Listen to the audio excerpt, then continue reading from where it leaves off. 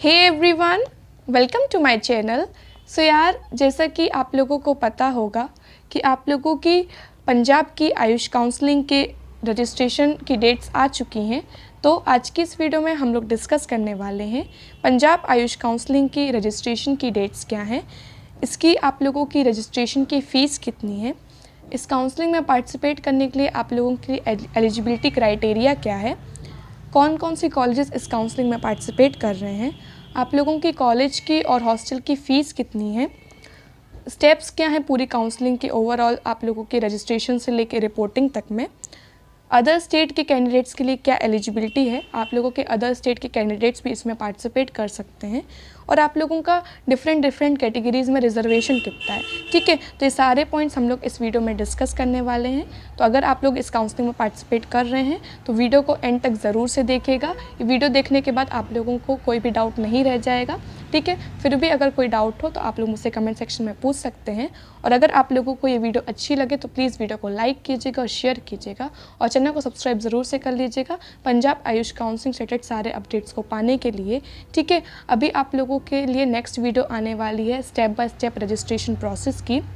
Okay, और फिर उसके बाद एक और वीडियो आएगी जिसमें मैं आप लोगों को रजिस्ट्रेशन करते टाइम क्या क्या पॉइंट्स आप लोगों को ध्यान रखने हैं, फ़ोटो का क्या आप लोगों का फॉर्मेट होना चाहिए, आप लोगों को डॉक्यूमेंट्स क्या क्या लगेंगे रजिस्ट्रेशन के टाइम पे, वो सब बताऊंगी। ठीक है, तो इसलिए चैनल को सब्सक्राइब ज़रूर से कर लीजिएगा और बेल आइकन को प्रेस कर लीजिएगा। तो चलिए फिर वीडियो स्टार्ट करते हैं। तो सबसे पहले हम लोग इसकी डेट्स देख लेते हैं। तो जो आप लोगों के इसमें रजिस्ट्रेशन की डेट्स हैं वो 25 दिसंबर से स्टार्ट हो चुके हैं। ठीक है, यानी कि कल से आप लोगों के इसके रजिस्ट्रेशन स्टार्ट हो चुके हैं। रजिस्ट्रेशन आप लोगों को इसकी ऑफिशियल वेबसाइट जो कि है www.graupunjab.org में करना है। ठीक है, आप लोगों की लास्ट डेट है एप्लीकेशन फॉर्म की 3 जनवरी। ठीक है, फिर उसके बाद आप लोगों की जो फ़ीस डिपॉज़िट करने की लास्ट डेट है वो भी आप लोगों की 3 जनवरी है, और जो ऑल इंडिया कोटा के कैंडिडेट्स हैं उनकी भी फ़ीस डिपॉज़िट करने की लास्ट डेट 3 जनवरी है। ठीक है, फिर उसके बाद नेक्स्ट है आप लोगों का एप्लीकेशन फ़ीस।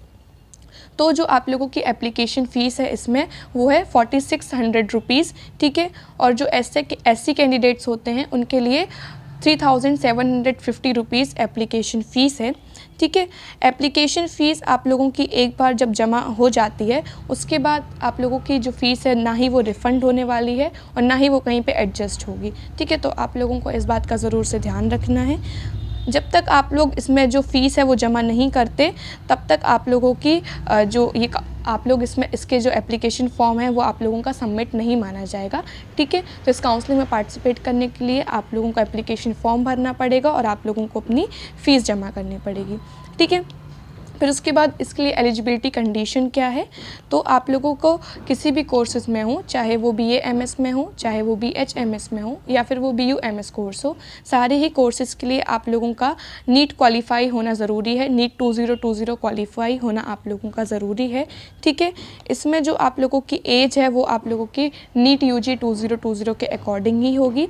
ओके, फिर उसके बाद आप लोगों के अभी ये एलिजिबिलिटी की डिटेल्स मैं अभी आगे वीडियो में बताने वाली हूँ। उसके पहले कौन कौन से कॉलेजेस पार्टिसिपेट कर रहे हैं वो देख लेते हैं। तो इसमें आप लोगों के जो आयुर्वेदिक कॉलेजेस हैं वो टोटल आप लोगों के 16 हैं। ठीक है, जिसमें आप लोगों के सारे ही कॉलेज में टोटल सीट्स 60 हैं।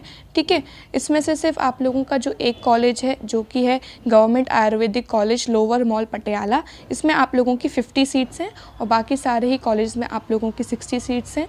जैसे आप लोगों का बाबा के आयुर्वेदिक मेडिकल कॉलेज हो गया, फिर दयानंद आयुर्वेदिक कॉलेज हो गया। ठीक है, तो इस स्टेप से आप लोग सारे कॉलेजेस देख सकते हैं। उसके बाद फिर आप लोगों का होम्योपैथिक कॉलेज हैं, तो वो टोटल आप लोगों के 3 हैं।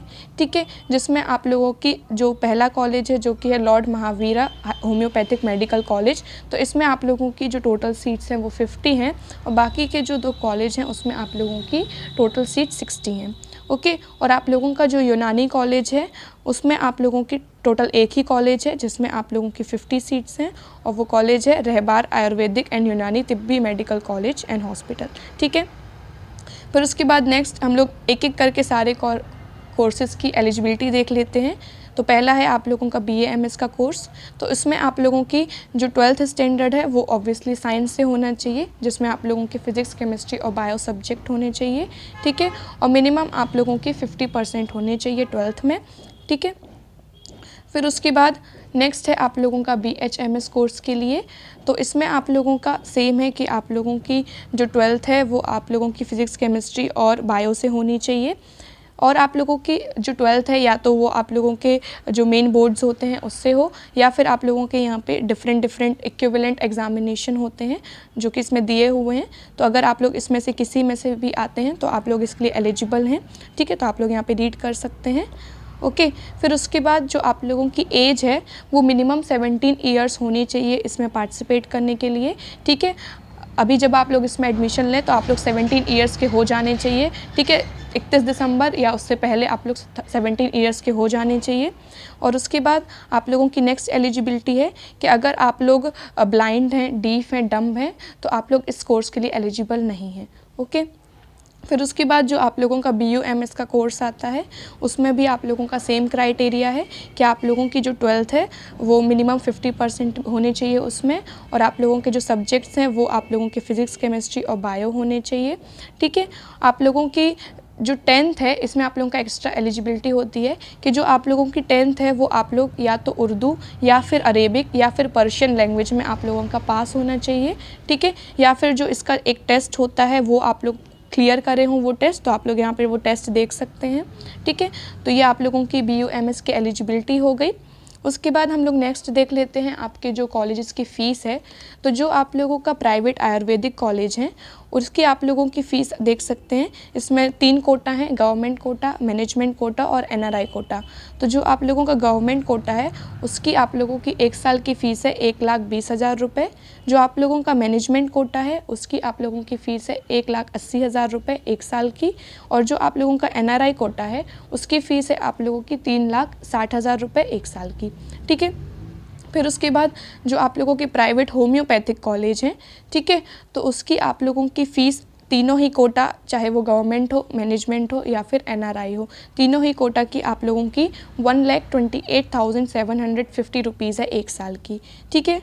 जो आप लोगों की हॉस्टल फ़ीस है BAMS और BHMS कोर्सेज़ के लिए, वो दोनों ही कोर्सेज़ के लिए आप लोगों की सेम है 24,000 रुपीज़ 1 साल की आप लोगों की इसके हॉस्टल की फ़ीस है, ठीक है। आप लोगों के इसमें थोड़ा बहुत इंक्रीज़ डिक्रीज़ हो सकता है वाटर और इलेक्ट्रिसिटी चार्जेस की वजह से, ओके।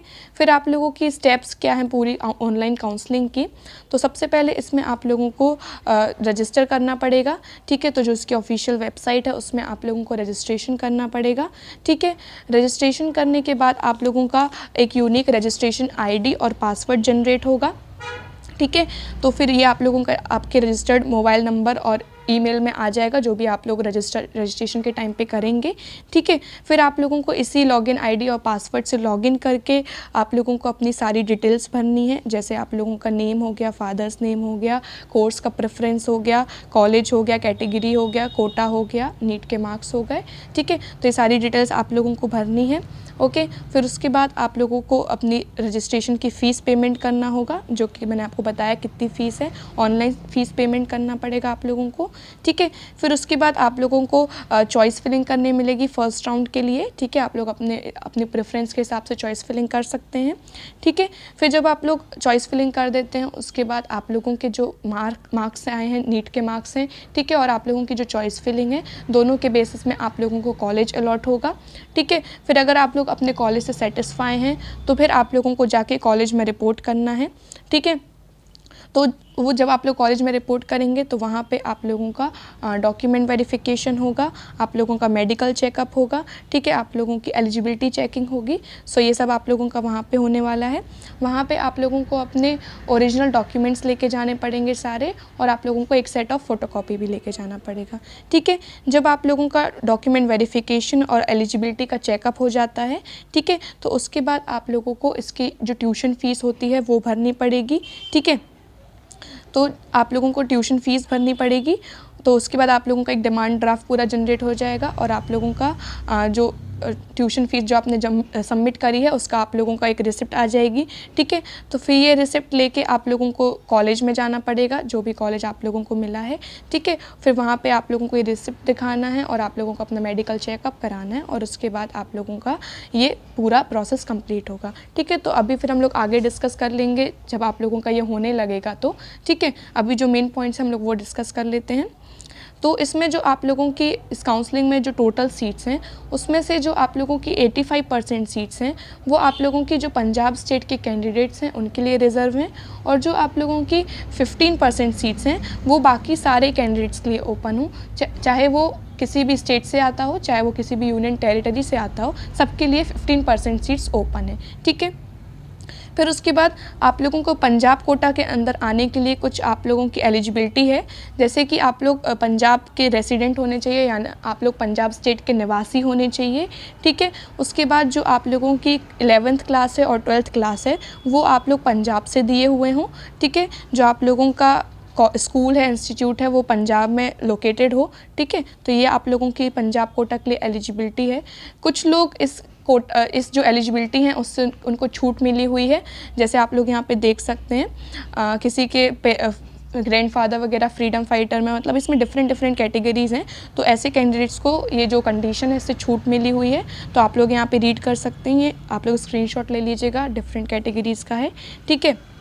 तो जैसे किसी के पेरेंट्स पैरा मिलिट्री फोर्सेस वगैरह में हैं, ठीक है, मिलिट्री में है, तो इन सबको थोड़ा छूट मिलती है, तो वो सब इसमें लिखा हुआ है, तो वो लोग आप लोग देख सकते हैं। ठीक है। फिर उसके बाद आप लोगों का डिफरेंट कैटेगरी के लिए डिफरेंट रिजर्वेशन है। जैसा आप लोगों के अगर आप लोग SC कैटेगरी में आते हैं तो उसमें आप लोगों का 25% रिजर्वेशन है। आप लोग बैकवर्ड क्लासेस में आते हैं तो 10% रिजर्वेशन है। बैकवर्ड एरिया में आते हैं तो 2% रिजर्वेशन है। फिजिकली डिसेबल्ड में आते हैं तो आप लोगों का 5% रिजर्वेशन है। स्पोर्ट्स पर्सन में आते हैं तो आप लोगों का 1% रिजर्वेशन है। ठीक है। तो ये सब आप लोगों को, जब आप लोग जिस भी रिजर्वेशन में आते हो, जिस भी कैटेगरी में आते हो, तो वो आप लोगों को एप्लीकेशन फॉर्म भरते टाइम फिल करना है। तो आप लोग चेक कर लीजिएगा आप लोग किस में आते हैं, क्योंकि आप लोगों को फिर इसका कॉलेज के अलॉट होते टाइम बेनिफिट मिलेगा। ठीक है। तो आप लोगों को ये चेक कर लेना है, तो आप लोग इसका स्क्रीनशॉट ले लीजिएगा। ठीक है। मैं सारा रीड नहीं कर रही हूँ, आप लोग देख सकते हैं खुद ही। ओके। तो ये आप लोगों का ओवरऑल पूरा काउंसलिंग का प्रोसेस था। आई होप आप लोगों को ये वीडियो अच्छी लगी हो। ओके। तो अगर आप लोगों को ये वीडियो अच्छी लगी हो तो प्लीज़ वीडियो को लाइक कीजिएगा, शेयर कीजिएगा और चैनल को सब्सक्राइब कीजिएगा। Thank you so much for watching.